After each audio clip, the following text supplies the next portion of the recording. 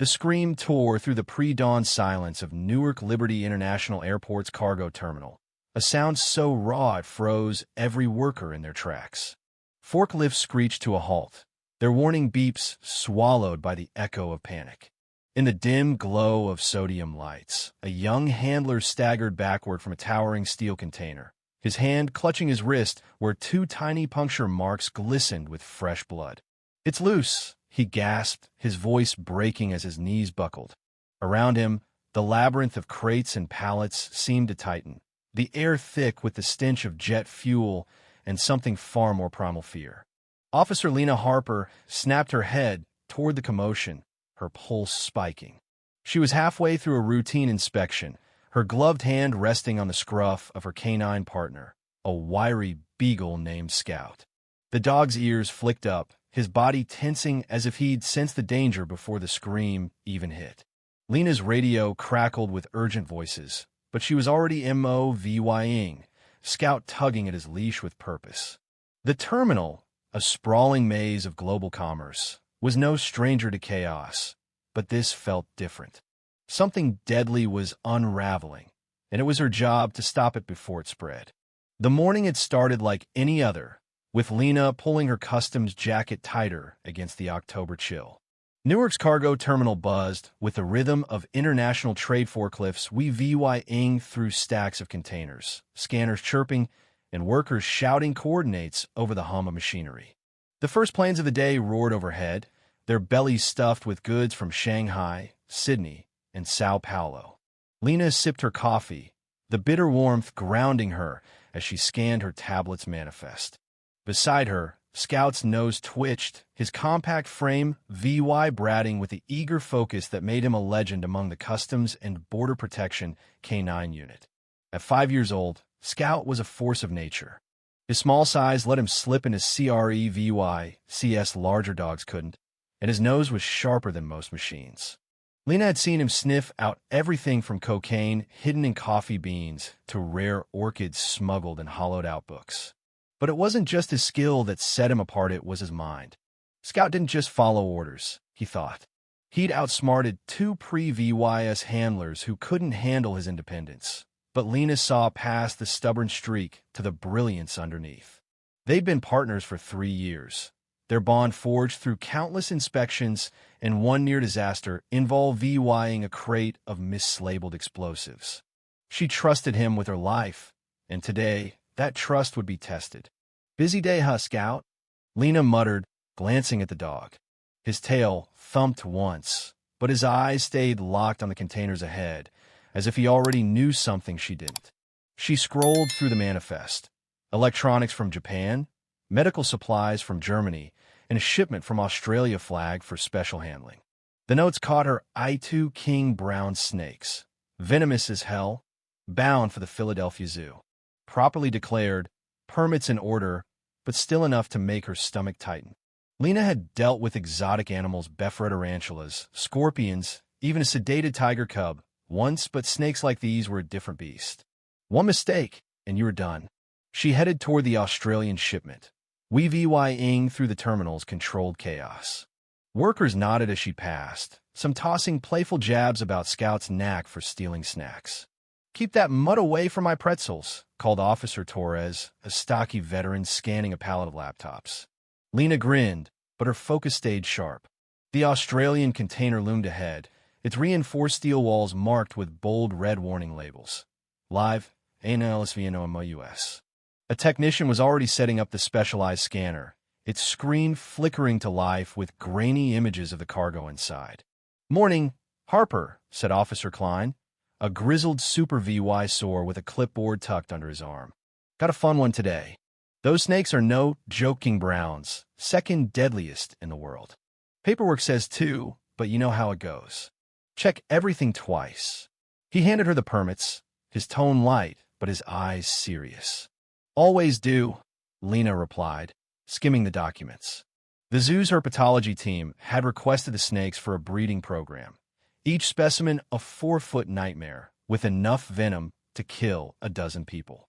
She crouched beside Scout, who was already circling the container, his nose working overtime. "What do you think, buddy?" Smell anything weird? Scout's tail slowed, his posture shifting from curious to alert. Lena knew that it wasn't just the snakes he was picking up. Something was off. She motioned to the technician. Let's get a look inside before we open anything. The scanner hummed, projecting images of 2 transport boxes designed for venomous reptiles. The first showed a coiled shape, unmistakably a snake, its heat signature faint but clear. The second box, though, was empty. Lena frowned, leaning closer. Can you adjust the angle? Maybe it's tucked in a corner. The technician tweaked the controls, but the screen stayed blank. Nope, nothing there. Could be a glitch, but that box looks clean. Lena's gut twisted. The manifest said 2 snakes. The zoo confirmed 2, but the scanner showed 1. She glanced at Scout, who had stopped circling and sat abruptly near the container's cooling vent, his trained signal for a detection. His nose twitched, his eyes locked on a barely noticeable dent in the metal. To anyone else, it might have looked like normal wear and tear, but Lena saw the faint misalignment in the vent seal gap just wide enough for something to slip through. Hold off on MOVYing this, she told the technician, her voice calm but firm. She keyed her radio. Super VY Sir Klein, we've got a problem. Scanner shows 1 snake, not 2, and Scout's alerting on the container. I need to open it. Klein's voice crackled back, laced with irritation. Harper, we're already behind. You sure this isn't just a paperwork mix-up? Scout doesn't sit for paperwork, Lena shot back. Something's wrong. She called the Australian exporter while Klein grumbled about delays. The rep's voice was clipped but certain. 2 king brown snakes, both secured, no errors on their end. Lena's unease deepened. If the second snake wasn't in the box, it could be anywhere inside the container's walls, in the terminal, or worse, beyond it. She requested thermal imaging and animal control, ignoring the cargo handler's growing impatience. One of them, a burly guy named Mitch, stomped over, his face red. We've got a schedule, lady. Call off your dog and let us do our job. Lena stepped between him and the container. Scout's a federal officer, same as me. Nobody touches this until I say so. Her tone was steel, and Mitch backed off, muttering under his breath. Scout, meanwhile, had moved to the container's doors, planting himself in front of them like a furry barricade. When a handler tried to nudge him aside, he bared his teeth, not a growl, just a quiet warning. Lena's heart sank. Scout never acted like this unless the threat was real.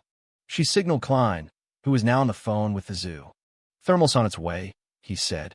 But if that snake's loose, we're shutting this sector down. The thermal imager arrived 10 minutes later, operated by a specialist named Patel. He calibrated it carefully, sweeping the container's interior. Got something, he said, pointing to a faint, elongated heat signature near the back wall, away from the transport boxes. It's not in the box. Looks like it's between the inner and outer panels. Lena's mind raced. A loose king brown in the terminal was a nightmare scenario.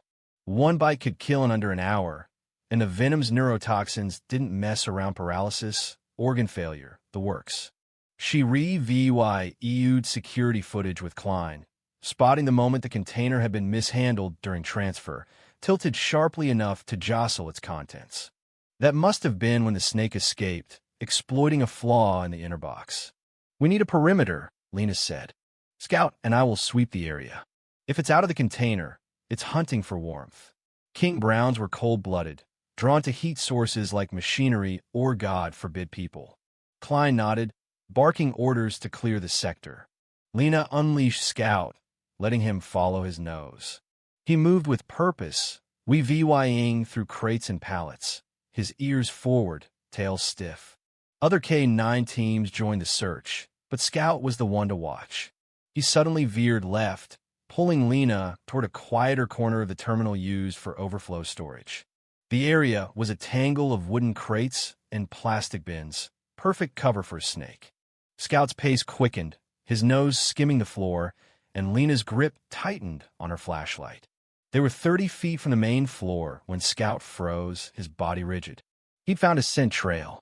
Lena radioed it in. Possible detection, Section C, 12. Scout's locked on. The trail led toward a SARE VYC corridor, a dimly lit passage connecting the terminal to administrative offices and a small break room. Lena's stomach dropped. The break room was a warm, enclosed space, Snake's dream hideout. And at this hour, workers could be inside, oblivious to the danger. Scout surged forward, his movements precise, almost predatory. The corridor's fluorescent lights flickered, casting eerie shadows on the cinderblock walls. Lena kept pace, her boots silent on the linoleum. They were 10 feet from the break room door when a woman's scream shattered the quiet, high-pitched and raw. "Help! It's in here!" Lena sprinted, kicking the door open to find chaos. A worker named Jenna stood on a table, her face pale, pointing at the floor. "It went under the couch," she stammered. Beside her, a man named Eli slumped against the wall, his left hand swollen and discolored, blood trickling from 2 puncture marks. Lena's training kicked in.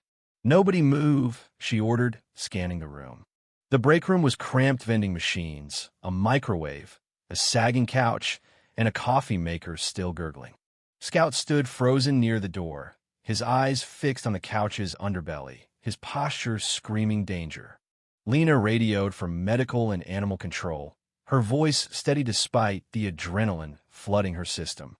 "Confirmed snakebite, East break room. Need anti-venom and extraction now." She knelt beside Eli, checking his pulse. It was fast, too fast, and his skin was clammy. "What happened?" she asked, keeping one eye on the couch. "Was grabbing a soda," he rasped. "Felt a sting on my hand. Saw it slither away brown, fast as hell." He winced, his fingers twitching involuntarily. King Brown venom was already working, disrupting his nervous system.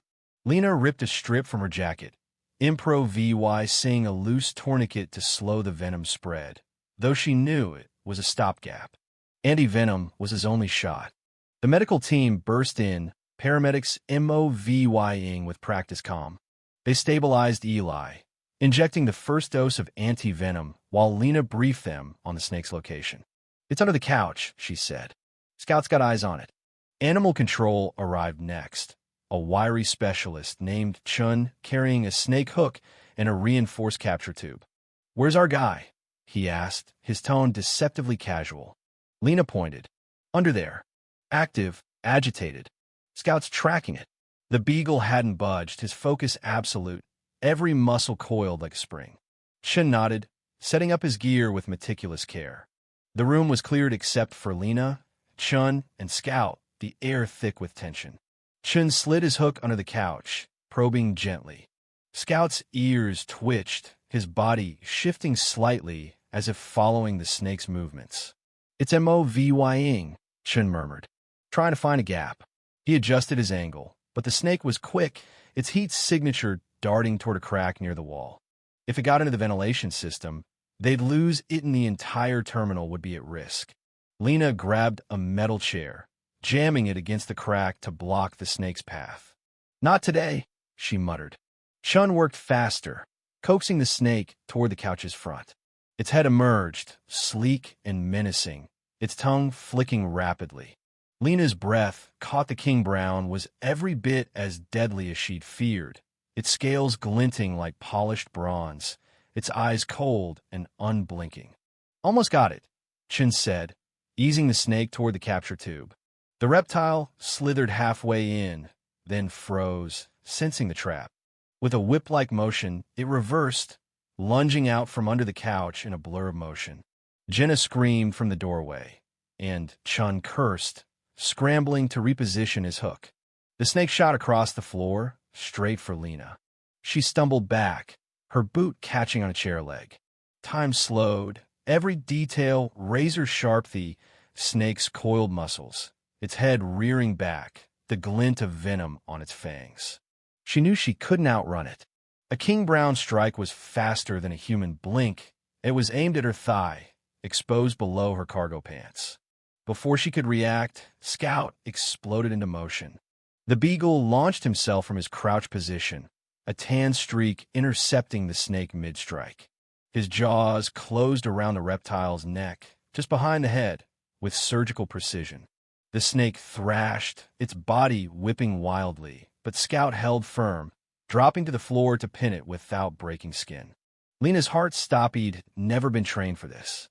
Detection, yes. Combat, never. Scout, she shouted, half command, half plea. Chin was already moving, his tongs sliding into place. I've got it, he said. Count of 3 release. 1, 2, 3. Lena snapped, Scout dropped. The beagle obeyed instantly, letting go and backing off as Chun secured the snake. He guided it into the tube, sealing it with a practiced flick. Caught, he said, exhaling. About 4.5 feet. Pissed off but unharmed. Lena dropped to her knees, checking Scout for bites. His fur was unruffled, his eyes bright, as if he'd just chased a tennis ball, not wrestled a death machine. How the hell did you do that? She whispered, her hands shaking as she ran them over his flanks. Chun shook his head, securing the tube in a lockbox. That's not in the K9 manual. Your dog's something else. The terminal slowly came back to life as word spread of the capture. Security swept the area for other threats, and the Australian container was dismantled for inspection, revealing a faulty latch on the inner box. Sloppy work that nearly cost lives. Eli was stable at the hospital, the anti-venom working, though he'd need days of monitoring. Klein filed a commendation for Lena and Scout, his earlier skepticism replaced by grudging respect. You called it, he admitted. Damn good work. Director Alvarez, a no-nonsense woman with decades in logistics, sought Lena out before her shift ended. Officer Harper, you and Scout turned a potential disaster into a contained incident. That dog's getting a stake on me. Lena smiled, deflecting the praise. Just doing our job, ma'am. But as she drove home that evening, Scout sprawled across the passenger seat. Lena's mind replayed the moment he'd saved her. She'd always trusted his nose, his instincts, but this was different. He'd acted on something deeper, a bond that went beyond training manuals or commands. She reached over, scratching his ears, and he sighed contentedly, oblivious to his own heroism. Back at her apartment, Lena sat on her balcony, the city's hum a distant soundtrack. Scout curled up beside her, his warmth steadying her nerves. She thought about the animals she'd encountered over the years, dogs sniffing out danger, birds falling silent before storms, cats bolting before quakes. Their instincts were a kind of truth humans often missed, honed by Sir V.Y. Val in ways no machine could replicate. Today, Scout had seen what she couldn't, acted when she couldn't, and reminded her why their partnership was more than a job. You're one of us, Rook. Kind Scout, she said softly. He lifted his head, his eyes meeting hers, and for a moment, she swore he understood every word. The world felt a little safer with him by her side, and, as the stars blinked on above, Lena knew she'd trust him with anything today, tomorrow, always.